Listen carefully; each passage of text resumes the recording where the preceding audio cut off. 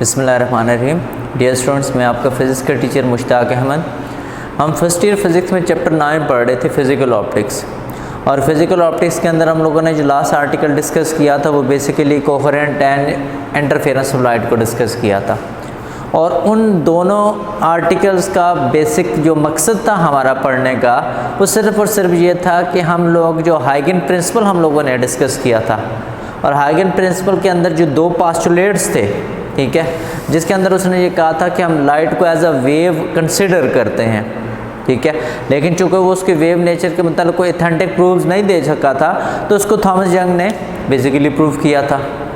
अब उन वेव के जो जितने भी प्रॉस्पेक्टस थे उनको पढ़ने के लिए या यंग के इस एक्सपेरिमेंट को स्टडी करने के लिए हमने कोहेरेंट का और इंटरफेरेंस का पढ़ा था, और जिसके अंदर हमने बेसिक जो चीज़ें eight the and find out की थी वो ये थी कि हमारे पास एक मोनोक्रोमेटिक सोर्स होना चाहिए, ठीक है, एक ऐसा सोर्स जिसका वेवलेंथ एक सिंगल हो पॉइंट सोर्स के तौर पे, ठीक है। कोहेरेंट सोर्स होना चाहिए, क्यों? क्योंकि ऐसा सोर्स जिसमें दो या दो से ज़्यादा वेव्स आपस में सुपरपोज हों, आपस में कंबाइन हो, इंटरफेरेंस करें, तो कम से कम उन दो वेव्स को किसी भी पॉइंट पे जब आपस में उनका फेज डिफरेंस निकाला जाए तो फेज डिफरेंस कांस्टेंट आना चाहिए, ठीक है। और थर्ड में हम लोगों ने डिस्कस किया था कि जो इंटेंसिटी होनी चाहिए वो दो वेव्स के आपस में एक रिकमेंडेबल आर्डर में होना चाहिए, कि ये नहीं कि इंटेंसिटी बहुत ही आउट ऑफ आर्डर हो, ठीक है, कंपेरेबल इंटेंसिटीज होनी चाहिए, जिसका मैं आसान अल्फाज। अब आज हम बच्चों पढ़ते हैं यंग डबल स्लिट एक्सपेरिमेंट, ठीक है। अब यंग एक्सपेरिमेंट पढ़ने की जो वजह थी वो सिर्फ और सिर्फ बेसिक जो वजह थी वो जो न्यूटन और उसके फॉलोअर्स का एक मानना था कि लाइट को एज अ पार्टिकल लिया जाता है। क्यों? क्योंकि लाइट को उन्होंने रिफ्लेक्शन करते हुए भी देखा, रिफ्रैक्शन करते हुए भी देखा, ठीक है। जब उन्होंने कहा कि लाइट को हम एज अ पार्टिकल अगर देखें तो अगर एक सरफेस के ऊपर इस मार्कर को मैं दीवार पे मारूंगा तो टकरा के वापस आएगा, रिफ्लेक्शन करेगा, but it is a particle. अब न्यूटन की चूँकि कार्पेसल थ्योरी ये कहती थी कि आपके पास लाइट एक पार्टिकल है, तो वो ये कहता था कि जब लाइट फॉल होती है किसी भी मीडियम पर तो टकरा के बैंड बैक हो जाती है with same angle, laws of reflection के लिहाज से, तो उसने कहा पार्टिकल है, प्लस रिफ्रैक्शन भी करती थी। अब जब इससे फर्दर चले तो फिर वहाँ पे पता लगा कि लाइट को अगर हम पार्टिकल मानते हैं तो हमारे पास लाइट पोलराइजेशन करते हुए नहीं दिखती, लाइट डायफ्रैक्शन करते हुए नहीं दिखती, ठीक है। तो जब हमने इन चीज़ों को डिस्कस किया कि ना वो डायफ्रैक्शन कर रही है, ना वो इंटरफेरेंस कर रही है, ना वो पोलराइजेशन कर रही है, तो अगर हाइगन के प्रिंसिपल को ठीक मान लिया जाए और अगर उसको वेव मान लिया जाए तो वेव आपके पास इंटरफेरेंस कर सकती है, और जब वो इंटरफेरेंस करती है तो बेसिकली ये एक्सपेरिमेंट उसके लिए परफॉर्म किया गया। तो इसका मतलब है इस एक्सपेरिमेंट में यंग डबल स्लिट ने बेसिकली किया गया, उसने 1801 में थॉमस ने डबल स्लिट को यूज़ किया।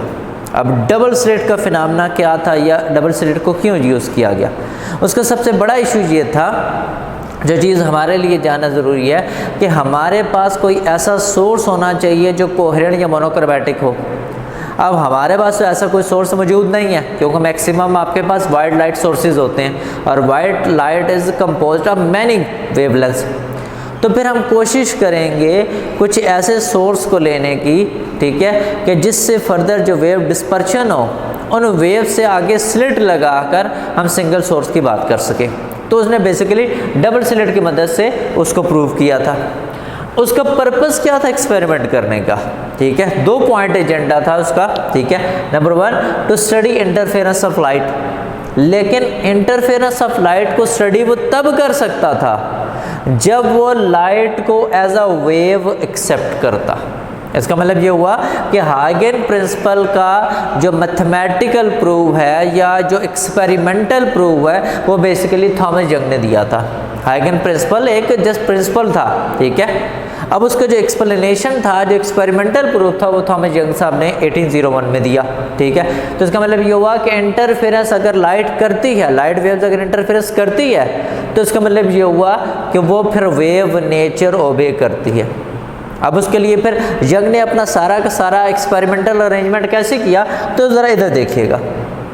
अब एक्सपेरिमेंटल अरेंजमेंट में उसने एक सोर्स लिया, उस सोर्स से आपके पास प्लेन वेव्स इजेक्ट हुई, ठीक है, कोई भी आप सोर्स ले सकते हैं, ठीक है। कोई भी एक सिंगल सोर्स ले लिया। अब जब उससे लाइट वेव्स इजेक्ट हुई तो हमने क्या किया, इसके सामने या यंग ने क्या किया, इसके सामने एक सिंगल स्लिट रख दी। सिंगल स्लिट के अंदर ये सिंगल स्लिट, ठीक है, एक very small hole, slit mean very small hole, ठीक है, act as a point source, act as a point source.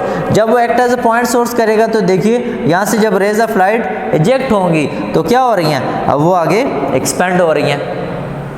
और क्या है वो जो हमने चैप्टर इसके स्टार्ट में वेव फ्रंट और वेवलेट का कंसेप्ट पढ़ा था, इसका मतलब अगर ये पॉइंट सोर्स है तो पॉइंट सोर्स से ये पहला क्या है, वेव फ्रंट है। वेव फ्रंट आगे एक्सपेंड होता है विद प्रॉपर ऑर्डर, और जब एक्सपेंड होता है तो वेवलेट्स कंपोज करते हैं, और हर प्रीवियस वेव फ्रंट और हर नेक्स्ट वेवलेट कहलाता है। ये आप देख सकते हैं।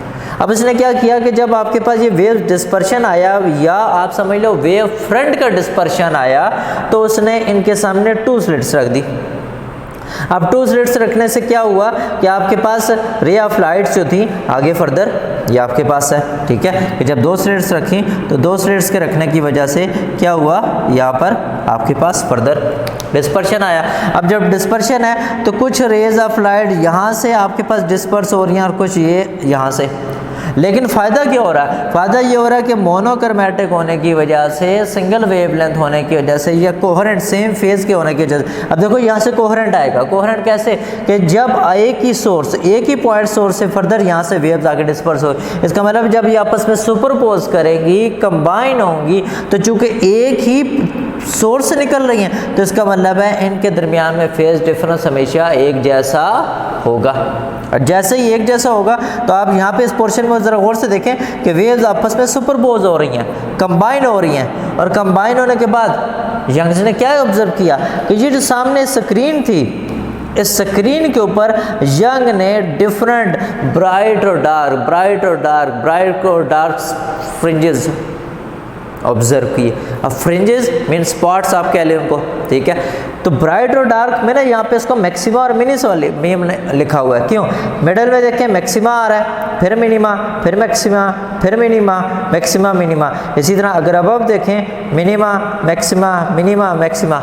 अब ये बेसिकली उसने जब इस चीज़ को देखा स्क्रीन के ऊपर कि एक ब्राइट स्पॉट आ रहा है, एक डार्क, एक ब्राइट, एक डार्क, एक ब्राइट, एक डार्क, तो वो फिर इस रिजल्ट किस पे पहुंचा, ये उसकी फाइंडिंग्स क्या थी, ठीक है। उसकी फिर फाइंडिंग यहाँ से ये आई, या उसकी जो ऑब्जर्वेशन थी इस एक्सपेरिमेंट के बेस पे, जिसकी बेस पे न्यूटन और फॉलोअर्स को, न्यूटन या उसके फॉलोअर्स को एक अच्छा ऑथेंटिक एक्सपेरिमेंटल जवाब मिल गया, जिसके बाद एक्सेप्ट कर लिया गया light also act as a wave, ठीक है। वो ऑब्जर्वेशन क्या थे, Young observed many bright and dark consecutive fringes, consecutive fringes उसने ऑब्जर्व किए।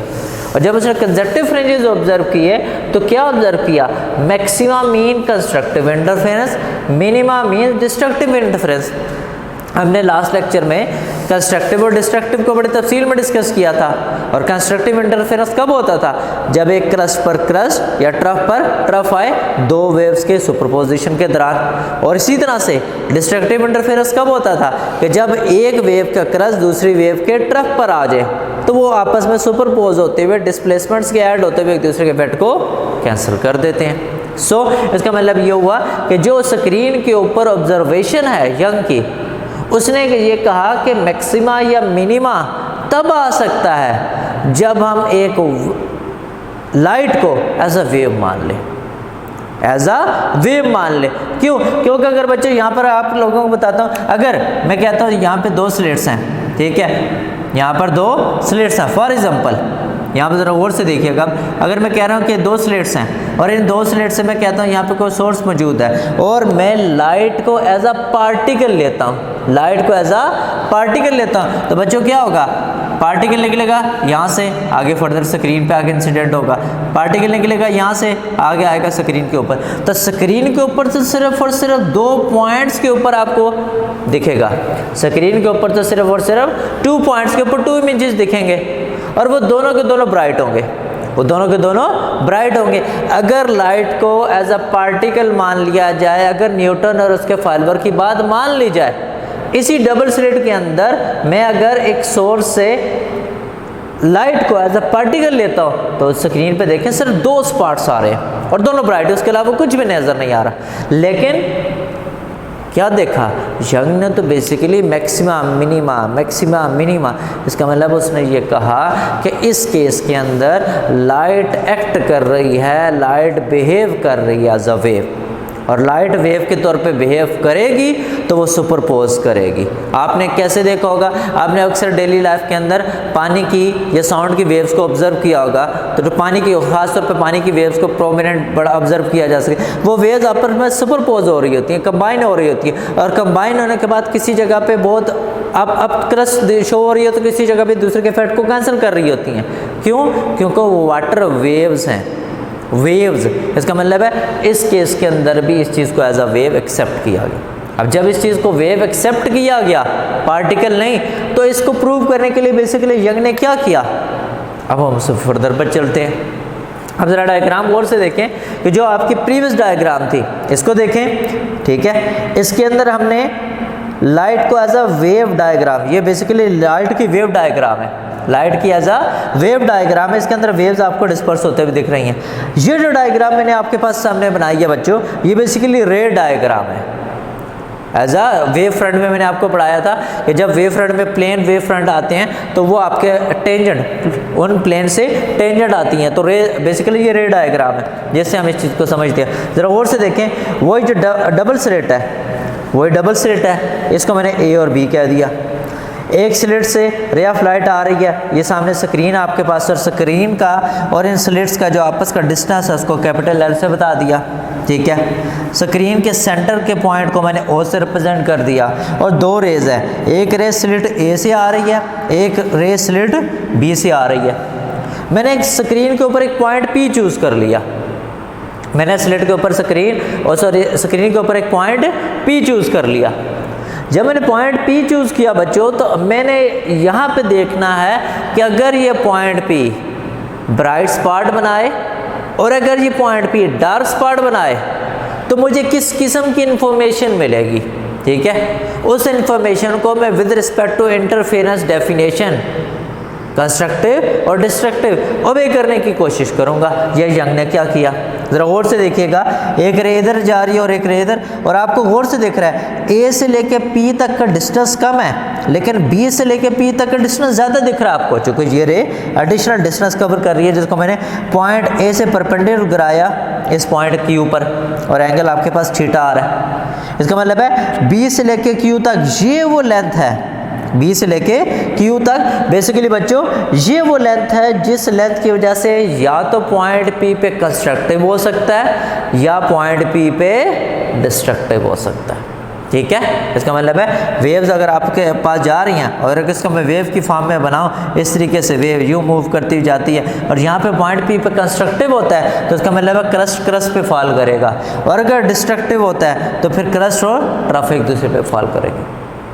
साथ में और फर्दर क्या है इसकी कंपोजिशन कि पॉइंट पी का सेंट्रल पॉइंट ओ से जो डिस्टेंस है उसको वाई ले लिया, ठीक है, और एक पॉइंट पी से central angle, central point mean A और बी के दरमियान में सेंट्रल पॉइंट सी लिया और उसका एक डायग्राम बना दी, ठीक है। ये रे डायग्राम, अब इस रे डायग्राम की मदद से हम सब की सब चीज़ों को सीखने की कोशिश करेंगे, लेकिन ये बेसिकली बी से क्यू वो पाथ लेंथ है, ये वो लेंथ है जिस लेंथ की वजह से फैसला होगा कि स्क्रीन पर ब्राइट स्पॉट आएगा, ब्राइट फ्रिंज बनेगा या डार्क फ्रिंज। इसका मतलब है सारे के सारे मामलात इस बी से लेकर क्यू में एस के लिहाज से डील किए जाएंगे। तो आइए नेक्स्ट मैथमेटिकल डेरिवेशन की तरफ चलते हैं और देखते हैं कि मैथमेटिकल डेरिवेशन के अंदर हमारे पास किस तरीके से किया। अब मैं यहाँ पे हेडिंग दे रहा हूँ conditions for maxima and minima, कि मैं मैक्सिमा और मिनिमा की कंडीशंस को देखना चाहता हूँ, ठीक है। तो क्या कंडीशंस हैं? रे 1 कवर डिस्टेंस ए पी, हमने डायग्राम में देखा कि ए से लेके पी तक का रे 1 का था, और रे 2 का जो डिस्टेंस है वो बी से लेके पी तक है। लेकिन साथ में मैंने आपको बच्चों ये भी बताया कि बी से पी जो सेकेंड रे थी उसका डिस्टेंस फर्स्ट रे के डिस्टेंस से ज़्यादा था, और साथ में ये भी इंफॉर्मेशन आपने डायग्राम में देखी कि बी से लेके क्यू तक का डिस्टेंस है इसके इक्वल है। अब हम इन चीज़ों को डिस्कस करते हैं कि अगर पॉइंट P पे कंस्ट्रक्टिव हो, अगर पॉइंट P पे कंस्ट्रक्टिव हो तो मैं हेडिंग देता हूँ कंस्ट्रक्टिव इंटरफेरेंस, ठीक है, एट पॉइंट P, कि अगर पॉइंट P पर मेरे बच्चों कंस्ट्रक्टिव इंटरफेरेंस होगा तो क्या होना चाहिए। हमने जो लास्ट लेक्चर डिस्कस किया था हमने इसमें पार्ट डिफरेंस की बात की थी कि एक वेव से दूसरी वेव का जो पार्ट डिफरेंस है अगर कंस्ट्रक्टिव हो तो क्या होना चाहिए, 0, लैम्डा 2, लैम्डा 3, मीन लैम्डा के इंटीग्रल मल्टीपल्स होने चाहिए। और हम अभी कह रहे हैं कि B से लेके P ग्रेटर A से लेके P, तो इसका मतलब है BP माइनस AP, ये B से लेके Q तक का डिस्टेंस आ रहा है जो हम ऊपर डिफाइन कर रहे हैं। इसका मतलब है ये जो BQ है अगर ये कंस्ट्रक्टिव इंटरफेरेंस होगा तो ये 0, lambda 2, lambda 3, lambda up to so on, ठीक है।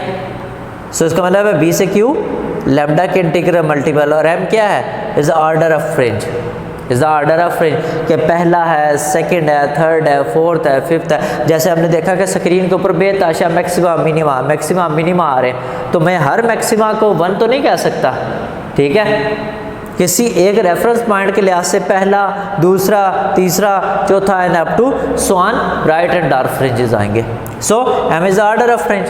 हम आ जाते हैं जी फ्रॉम द ट्राइंगल ABQ, हम आते हैं बच्चों ट्राइंगल ABQ पे, जरा इधर आइएगा डायग्राम की तरफ, ठीक है। ABQ एंगल के सामने परपेंडिकुलर, एंगल के साथ हाइपोटेन्यूज और ये बेस। सो हमें क्या है, पाथ लेंथ कौन डिफाइन कर रहा है, B से Q, और पाथ लेंथ डिफाइन किसकी वजह से हो रही है, इस स्लिट A से स्लिट B के दरमियान में डिस्टेंस D की वजह से। सो इसका मतलब है परपेंडिकुलर और हाइपोटेन्यूज, ये रेशो परपेंडिकुलर और हाइपोटेन्यूज ये तो हमें साइन थीटा से पता लगती है, जरा गौर से देखिएगा बच्चों, ठीक है। From the triangle ABQ sine theta हमारे पास आ रहा है BQ over AB, mean perpendicular over hypotenuse S over D। So BQ is equal to S आ जाता है D साइन थीटा के, ये D साइड पे क्रॉस मल्टीप्लाई हो जाता है, तो ये इक्वेशन 2 आ गई। हमने ऊपर कहा कि अगर कंस्ट्रक्टिव इंटरफेरेंस होगा तो BQ किसके इक्वल है, लैम्डा के इंटीग्रल मल्टीपल M लैम्डा के। यहाँ पर तो प्रेजेंट केस में BQ किसके इक्वल आ रहा है, D साइन थीटा के। तो मैं क्या करता हूँ, इक्वेशन 1 और 2 को दोनों को कंपेयर करता हूँ। जैसे बच्चों मैं इन दोनों को कंपेयर करता हूँ तो कंपेयर करने के बाद मेरे पास क्या हो रहा है, ठीक है, जरा और से देखिए, D साइन थीटा इक्वल आ रहा है M लैम्डा के, D साइन थीटा आ रहा है M लैम्डा के। बीच में मैं एक लाइन मिस कर गया, कह रहा है at point O path difference BQ is equal to 0, कि पॉइंट A के ऊपर जो पार्ट डिफरेंस BQ है 0 है। So it is called zero order fringe. आइए जरा इसको समझते हैं, वापस डायग्राम पर आते हैं बच्चों, जरा गौर से देखें, ये पॉइंट A दिख रहा है, पॉइंट A, ये स्लिट A है, ये स्लिट B है। तो अगर बच्चों ये स्लिट A है तो स्लिट A से मैं डिस्टेंस की बात करता हूँ, जरा गौर से देखिएगा, थोड़ी सी डायग्राम कॉम्प्लेक्स हो जाएगी, ठीक है। ये और इसी तरह से स्लिट B से मैं अब इसको देखता हूँ, ये जरा गौर से देखें, दोनों के दोनों डिस्टेंस बिल्कुल इक्वल है, दोनों के दोनों डिस्टेंस बिल्कुल इक्वल है। इसका मतलब है A से लेके O और B से लेके O, इनके दरमियान में तो कोई डिफरेंस है ही नहीं है, इक्वली स्पेस्ड है। जब ये इक्वली स्पेस्ड है बच्चों तो इसका मतलब है अगर इधर का डिस्टेंस फॉर एग्जांपल मैं कहता हूँ 4 सेंटीमीटर है तो ये भी 4 सेंटीमीटर है, तो 4 centimetre minus 4 centimetre equals to 0, और 4 सेंटीमीटर में जितनी यहाँ पे वेव आ रही है उतनी यहाँ पर भी वेव आ रही है। सो क्रस्ट के ऊपर या ट्रफ के ऊपर लाई कर रहा है, तो कंस्ट्रक्टिवली आपस में सुपरपोज कर रही है। सो आपके पास ये जो हमने कहा कि जीरो ऑर्डर फ्रिंज आ रहा है, जीरो ऑर्डर फ्रिंज आ रहा है, उसका बेसिक मकसद यही था कि एक साइड से दूसरी साइड दोनों का डिफरेंस 0 है, जो कि मैंने लिखा हुआ है। So at point O path difference BQ is equal to 0। ये मैंने पॉइंट जो इक्वेशन A निकाली है बेटा, ये बेसिकली वो इक्वेशन है जो कंस्ट्रक्टिव इंटरफेरेंस, ये बेसिकली वो इक्वेशन है जो कंस्ट्रक्टिव इंटरफेरेंस की जिम्मेदार होगी। आगे चलते हैं जी, डिस्ट्रक्टिव इंटरफेरेंस की तरफ आते हैं। कंस्ट्रक्टिव को तो इक्वेशन A डिफाइन कर लिया, हम कहते हैं if at point P we have a dark fringe, अगर हम ये कहते हैं कि पॉइंट P पर बच्चों डार्क फ्रिंज आता है, डिस्ट्रक्टिव इंटरफेरेंस होता है, तो इसका मतलब है बी क्यू किसके इक्वल आना चाहिए, जो पाथ लेंथ थी एस, ठीक है, बी क्यू जो पाथ लेंथ थी एस, बेसिकली बच्चों किसके इक्वल आनी चाहिए, वो m+1/2 लेमडा में λ/2 के इंटीग्रल मल्टीपल। जो लास्ट टाइम इंटरफेरेंस पढ़ा था वो देखो पढ़ाने का फायदा हुआ ना कि जब हमने उसकी दो कंडीशन डिस्कस की थी, एक कंस्ट्रक्टिव और एक डिस्ट्रक्टिव। तो डिस्ट्रक्टिव में क्या था, m+1/2 के लैम्डा के इंटीग्रल मल्टीपल आते, तो जरा गौर से देखिए वही चीज़। So but we know that from the triangle A B, ठीक है, कि एस क्या था डी साइन थीटा के, वही चीज़ दोबारा कि हमारे पास क्या आ रही थी बच्चों, साइन थीटा इक्वल आता था perpendicular over base previous triangle से, तो उसी से मैंने डायरेक्ट यहाँ पे लिख दिया। सो एस आ गया, ये बी क्यू आपके पास आ गया डी साइन थीटा के। अब अगर मेरे पास डिस्ट्रक्टिव इंटरफेरेंस होता है पॉइंट ए पर, सॉरी पॉइंट पी पर, तो इसका मतलब क्या हुआ मेरे बच्चों कि बी क्यू यहाँ पर इसके इक्वल है, ठीक है, और बी क्यू यहाँ पे इसके इक्वल है, तो इसका मतलब है दोनों की दोनों आपस में इक्वल होंगे। तो यहाँ से मेरे पास डिस्ट्रक्टिव इंटरफेरेंस के लिए इक्वेशन आ जाती है D sine theta is equals to m+1/2 lambda. ये इक्वेशन बी आ गई किसके लिए, डिस्ट्रक्टिव इंटरफेरेंस के लिए। अब हम चलते हैं जी कि हमने कंडीशंस तो डिफाइन कर ली, या बच्चों हमने कंडीशंस डिफाइन कर ली। अब हम आते हैं कि अगर पॉइंट P पे ब्राइट बनेगा तो इसकी इक्वेशन क्या होगी, डार्क बनेगा तो उसकी इक्वेशन क्या होगी, और अगर एक ब्राइट बनता तो उससे अगला ब्राइट कैसे बनेगा, उससे अगला ब्राइट कैसे बनेगा, और अगर डार्क बनता तो उससे अगला डार्क, उससे अगला डार्क। मीन अब हम स्टेप बाय स्टेप स्क्रीन पे बनने वाले मैक्सिमा और मिनिमा की इक्वेशंस इंफॉर्मेशन लेना चाह रहे हैं, इक्वेशन की इंफॉर्मेशन लेना चाह रहे हैं। तो ज़रा गौर से देखिएगा। Now we use triangle OCP। बच्चों वापस आएंगे डायग्राम के ऊपर, ज़रा गौर से देखिएगा, रे डायग्राम, ठीक है, इसका मतलब ये इसका बैकबोन है, ये जो डायग्राम है इसके बगैर यंग ने कुछ नहीं बताया। इट मीन ये डायग्राम जो रे डायग्राम है ये आपको ईच एंड एवरीथिंग बताएगी। ज़रा देखिएगा, पॉइंट P, पॉइंट O और पॉइंट P से एक डॉटेड लाइन आ रही है इस A और B स्लिट्स के दरमियान सेंटर पॉइंट C तक। अब मैं ये ट्राइंगल ले रहा हूँ आपके पास, ठीक है, COP, ठीक है, एंगल थीटा ही ले रहा हूँ, ये भी थीटा था, ये भी थीटा, और दोनों ऑलमोस्ट सेम ही है, ठीक है, क्योंकि हमने पॉइंट सोर्स लिए और ये स्लिट से एक बहुत स्मॉल होल जितना होता है, तो एंगल्स ऑलमोस्ट सेम कंसिडर किए जाते हैं यहाँ पर। सो ये थीटा है, इसका मतलब ये आपके पास क्या हो रहा है, बेस हाइपोटेन्यूज परपेंडिकुलर, एंगल के सामने परपेंडिकुलर, एंगल के एंडिंग में हाइपोटेन्यूज, एंगल के जहाँ से स्टार्ट है वो बेस। अब जरा गौर से देखो बच्चों, इस पॉइंट C का स्क्रीन से डिस्टेंस कितना है, हमने शुरू बताया था कैपिटल L, और इस सेंट्रल पॉइंट O का पॉइंट B से डिस्टेंस कितना है, y, और यही y वो डिस्टेंस है जो कि ब्राइट डार्क की बात करेगा। उसका मतलब है पॉइंट P पे पहला ब्राइट अगर यहाँ पे आता फॉर एग्जाम्पल, तो पहला, दूसरा ब्राइट इधर, तीसरा ब्राइट इधर, तो इस O के लिहाज से हम इसका डिस्टेंस की बात करते जाएंगे। और अगर पॉइंट P पे डार्क आता है तो इसका मतलब है पहला डार्क, दूसरा डार्क, तीसरा डार्क, तो ये जो डिस्टेंस y है ये इस O के लिहाज से चेंज होता है, ठीक है। सो इसका मतलब है तो tan थीटा अगर मैं इस वैल्यू निकालूँ तो क्या आ रही है, परपेंडिकुलर ओवर बेस, परपेंडिकुलर क्या है y, बेस क्या है L। सो आइए अपने ट्रायंगल की तरफ चलते हैं। सो इस ट्रायंगल की मैं बात कर रहा था OCP, tan of theta is equal है perpendicular over base OP over OC, y over L।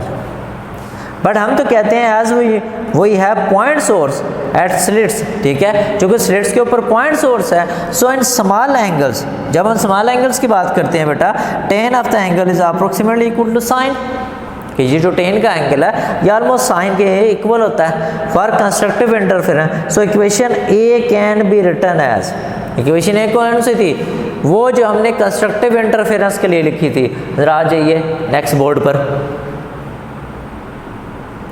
ठीक है। तो जब नेक्स्ट बोर्ड पर आते हैं तो इसका मतलब क्या हुआ, ये D sine theta m lambda, ये इक्वेशन A थी, ये इक्वेशन A थी आपके पास।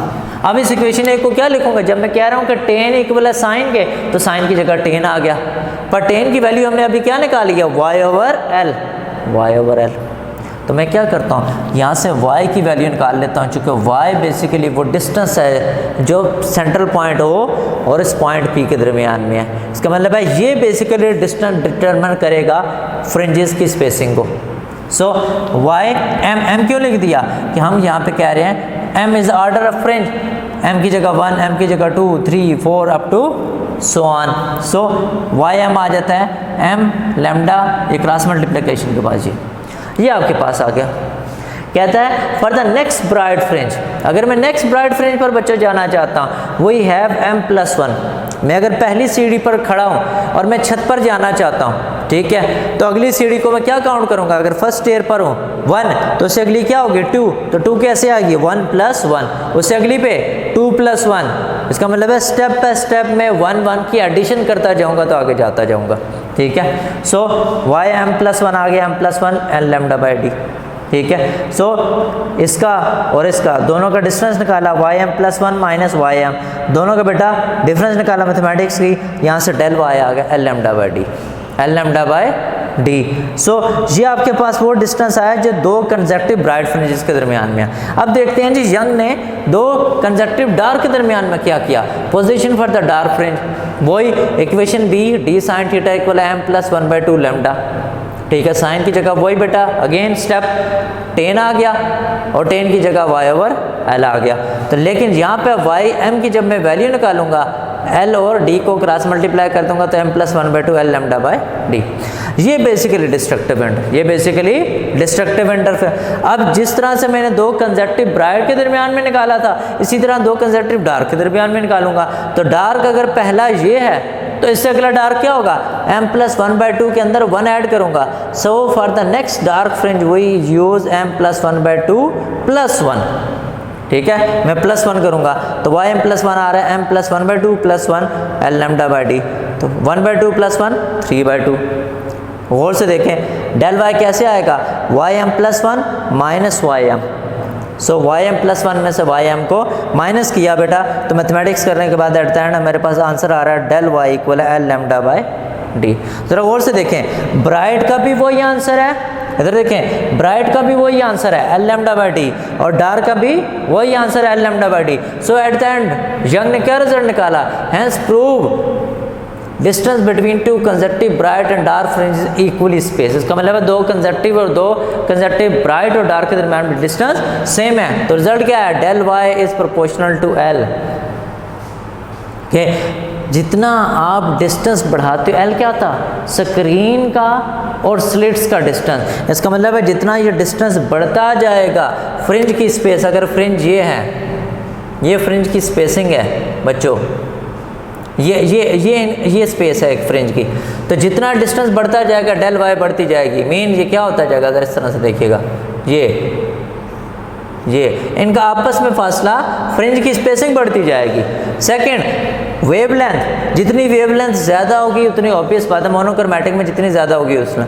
और लास्ट में स्लिट्स के दरमियान का डिस्टेंस, स्लिट्स के दरमियान जितना डिस्टेंस कम होता जाएगा उतनी स्पेसिंग बढ़ती जाएगी, ठीक है। और ये सारा का सारा कब होगा, जब आपके पास मोनोक्रोमैटिक सोर्स होगा, ठीक है, नंबर 1।